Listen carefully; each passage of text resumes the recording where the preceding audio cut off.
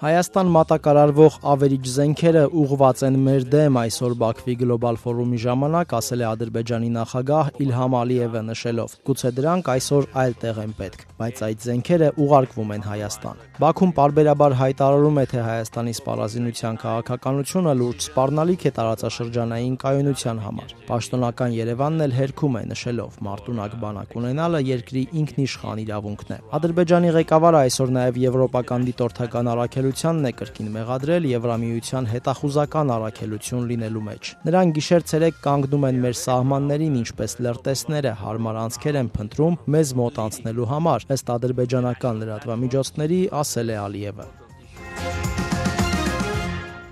Եվրախորհրդարանը Ադրբեջանում պահվող հայերին, այդ թվում Արցախի նախկին ղեկավարությանը, համարում է ռազմագերի, դատավարությունները ապօրինի եւ կեղծ, պահանջելով Բաքվից նրանց անհապաղ ու առանց նախապայմանների ազատ արձակել։ Այդ մասին բանաձևը խորհրդարանը քննարկեց երեկոյան, այսօր կեսօրին էլ փաստաթուղթը կդրվի քվեարկության եւ ամենայն հավանականությամբ կընդունվի, քանի որ դրան միացել են խորհրդարանի բոլոր խոշոր խմբակցությունները։ Չնայած Բաքվի հավաստիացումներին, թե ազատազրկված հայերի իրավունքները լիովին պաշտպանվում են, Եվրախորհրդարանի բանաձևը ընդգծում է. նրանք ենթարկվում են անմարդկային եւ նվաստացուցիչ վերաբերմունքի, այդ թվում արգելված հոգեմետ միջոցներով։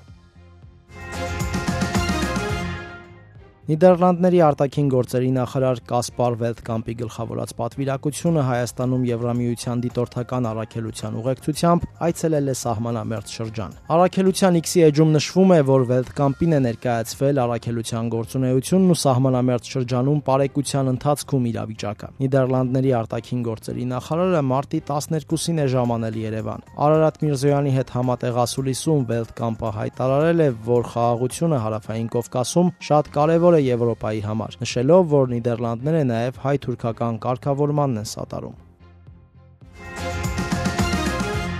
Քննարկում ենք հարց համար 12-ը։ Կառավարությունն այսօրվա նիստում բացասական եզրակացություն տվեց ֆիզիկական անձանց եկամուտների հայտարարագրման համակարգի կիրառությունը չեղարկելու մասին օրենսդրական փոփոխությունների նախագծին։ Նախագիծը կառավարության քննարկմանն էր ներկայացրել Հայաստան խմբակցությունը, առաջարկելով համապատասխան փոփոխություններ կատարել հարկային օրենսգրքում։ Ֆինանսների նախարարությունը նշել է, որ ֆիզիկական անձանց եկամուտների հայտարարագրման համակարգի չեղարկման առաջարկությունը սկզբունքորեն անընդունելի է։ Բարձու աշխատող, նաև քաղիրավական պայմանագրերի շրջանակում հարկվող եկամուտ ստացած քաղաքացիները պետք է հայտարարագիր ներկայացնեին մինչև մայիսի 1-ը։ Ավելի ուշ այդ ժամկետը երկարաձգվեց մինչև նոյեմբեր։